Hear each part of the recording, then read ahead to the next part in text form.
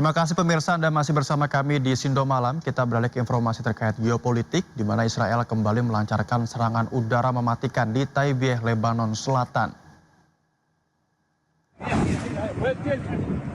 Ya pemirsa, kita bisa lihat ledakan besar terjadi di wilayah Lebanon Selatan, di mana asap membumbung cukup tinggi karena atau disebabkan dari serangan udara Israel yang bertubi-tubi membuat suasana semakin mencekam di Lebanon Selatan. Sirine peringatan Lebanon berbunyi kencang usai serangan udara Israel menghantam Lebanon. Dari lokasi ledakan yang menjadi target pasukan Zionis Israel, bisa terlihat asap mengepul dan membumbung cukup tinggi pemirsa. Akibat serangan tersebut membuat sejumlah warga panik saat ledakan hancurkan sebuah gedung.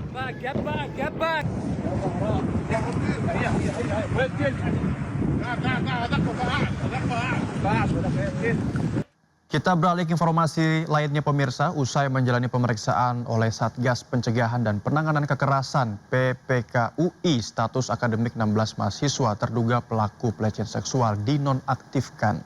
Ke-16 terduga tidak diperkenankan mengikuti kegiatan akademik hingga 30 Mei mendatang.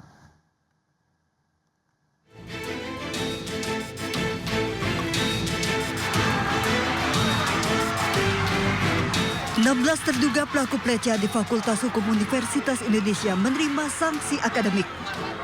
16 terduga dinonaktifkan status akademiknya dan tidak diperkenankan mengikuti pendidikan maupun aktivitas lain yang berkaitan dengan kegiatan akademik. Nonaktifan hingga 30 Mei mendatang tertuang dalam memo internal. Ke-16 terduga ini terus menjalani pemeriksaan intensif oleh Satgas PPKUI. Sanksi ini bukan sanksi akhir lantaran pemeriksaan masih berjalan dan UI tegas tidak pandang bulu terkait latar belakang terduga pelaku. Terkait berbagai informasi yang beredar mengenai identitas, latar belakang maupun dugaan adanya relasi terhadap terduga pelaku, Universitas Indonesia menegaskan bahwa UI tidak memandang bulu. Setiap aksi kekerasan seksual akan diproses sesuai fakta, bukti, dan ketentuan yang berlaku. UI memandang kasus ini dengan serius dan fokus melindungi serta membantu pemulihan psikologi korban. Hingga 15 April, korban kasus dugaan pelecehan seksual melalui grup chat di Fakultas Hukum Universitas Indonesia mencapai 27 orang. Jumlah ini masih berpotensi bertambah mengingat masih ada yang belum menyadari menjadi objek dalam kasus ini. Dari Depok, Jawa Barat, Yung Rizky, iNews melaporkan. Roy Suryo CS menggelar aksi unjuk rasa di depan gedung DPR RI. Mereka menuntut wakil rakyat mendengar aspirasi yang meminta Joko Widodo untuk diadili.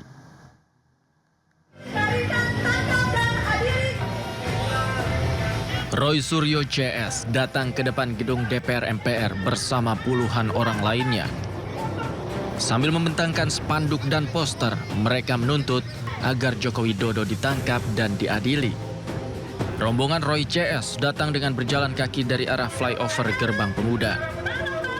Dari atas mobil komando, Roy menyampaikan orasinya tentang ijazah Jokowi. Menjadi gubernur, kemudian menjadi presiden 2 kali, ternyata ijazahnya palsu. Roy Suryo didampingi oleh para pengacaranya yang secara bergantian menyampaikan orasinya. Hari ini adalah jawaban dari kami, semua aktivis yang bergerak di dalam mengungkap kebohongan dan mengungkap kepalsuan dari 99,9% ijazah palsu Jokowi. Ya, banyak komentar sebelumnya. Itu mereka Roy CS itu atau Roy, Tifa, Kurnia, kemudian Rustam dan kemudian Rizal Fadila itu beraninya ada di sosmed. Tidak.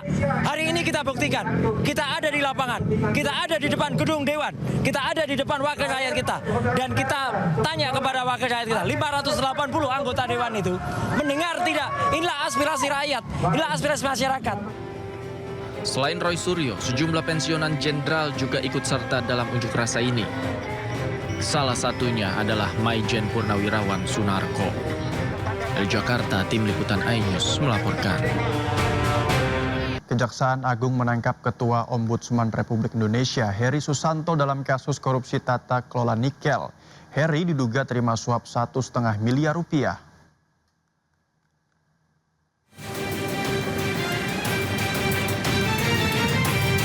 Kejaksaan Agung menetapkan Ketua Ombudsman RI Heri Susanto sebagai tersangka dalam kasus dugaan korupsi tata kelola tambang nikel di wilayah Sultra periode 2013-2025. Dirdik Jampitsus Kejagung Syarif Sulaiman Nahdi mengatakan Heri diduga mengurus masalah perhitungan penerimaan negara bukan pajak dari PT TSHI.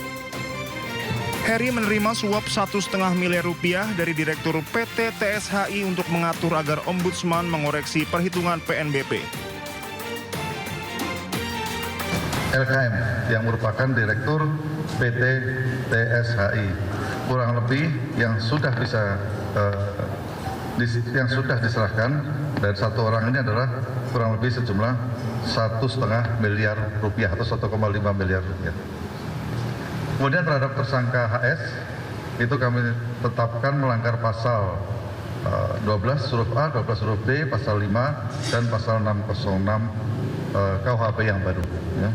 Pada saat ini tersangka dilakukan penahanan selama 20 hari ke depan di Rutan Salemba, Cabang Kejaksaan Negeri Jakarta Selatan. Untuk AW tadi dilakukan penahanan di Rutan Salemba, Cabang Kejaksaan Agung. Heri dijerat pasal 12 huruf A, 12 huruf B, pasal 5, dan pasal 606 KUHP. Ia langsung ditahan di Rutan Salemba Cabang Kejari Jakarta Selatan selama 20 hari ke depan. Dari Jakarta, tim Liputan Anyus melaporkan.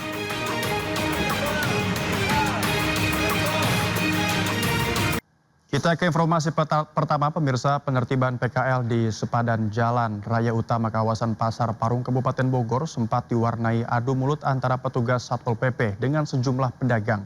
Meski sempat diadang, ratusan lapak akhirnya dibongkar petugas dengan alat berat.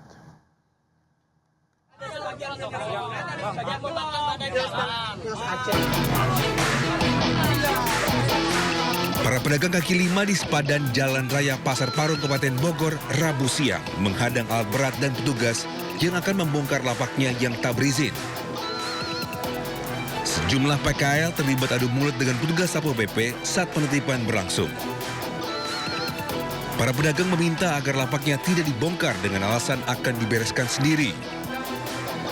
Namun, petugas tetap membongkar 191 lapak ini. Sebelumnya, petugas telah melayangkan 2 kali peringatan. Namun, hingga tenggat waktu, para pedagang bandel belum membongkar lapaknya. Petugas pun akhirnya menyeret paksa pemilik lapak tersebut keluar jauh dari lapaknya dan pembongkaran dilakukan dengan tertib. Berkat kerjasama yang baik, kekompakan semua pihak termasuk dengan para pedagang, kegiatan penataan khususnya PKE bisa berjalan dengan baik. Ada kurang lebih 191 bangunan yang diberikan surat teguran yang semua kena bongkaran hari ini segera pindah ke PD Pasar yang telah disiapkan. Keberadaan PKL dinilai kerap jadi biang kemacetan dan micu banjir di kawasan tersebut saat hujan turun. Para PKL ini akan direlokasi ke gedung Pasar Parung di mana 700 kios telah disiapkan. Dari Kabupaten Bogor, Jawa Barat, Iwan Setiawan, iNews melaporkan. Nekat berjualan di atas trotoar, sejumlah gerobak pedagang kaki lima disita petugas di kawasan Kemayoran, Jakarta Pusat. Petugas juga menggembosi ban sepeda motor yang parkir sembarangan.